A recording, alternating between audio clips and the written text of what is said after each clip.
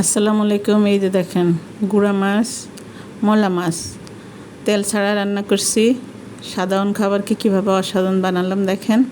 Recipe দিব আবার আপনাদের লেবু পাতা আর ধনিয়া পাতা দিয়ে তেল ছাড়া। আমি এটা শিখছি কামরুল ভাই থেকে। আপনারাও এভাবে রান্না করবেন তেল ছাড়া লেবু পাতা ধনিয়া পাতা দিয়ে। যে দেখেন আমি লেবু পাতা ধনিয়া পাতা একসঙ্গে দিয়ে দিছি, এই জন্য একরকম লাগে। ওকে, ভালো থাকবেন।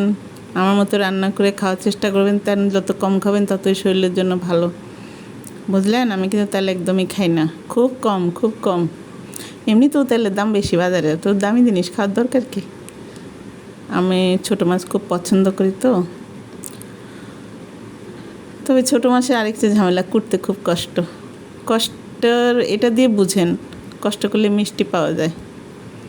কষ্ট করে কাটছি কাটা হাত নিয়ে,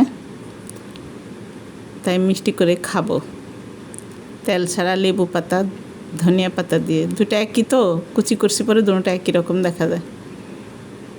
বুঝতে পেরেছেন?